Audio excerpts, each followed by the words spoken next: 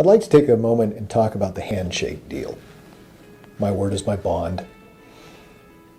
In all except for a few circumstances, a handshake deal is a real deal. There are exceptions. Land, can't do that. Big deals. But in a lot of cases, a handshake is a real deal. What if the other person forgets the deal? What if the other person changes their mind? You can go to court. You can enforce a verbal contract if you can prove it.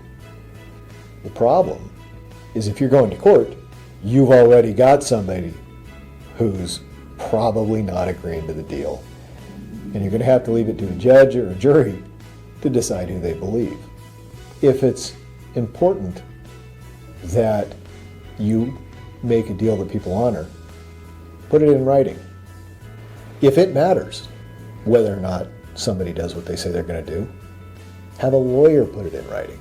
There's good reason for this. First, if you're going to go to court, we're the ones that are explaining to the judge, explaining to the jury, why the contract needs to be enforced.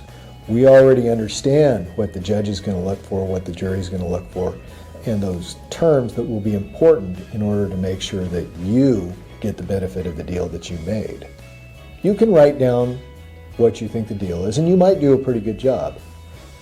But there may be those important parts that you don't remember that make all the difference. What I've found is that when presented with documents, the people making the deal at the outset, for many different reasons, they're busy, they're not paying attention, they're focusing on the highlights, they'll make assumptions about the documents, and they'll move forward based on their assumptions. The tragedy occurs when they find out that their assumption was wrong. If it's important, wouldn't you want to know beforehand if your assumption is correct? If you've got a deal, if you care at all that the other person sticks to it, come down and see us. That's what we do. We'll help make sure that you get a deal that everybody sticks by.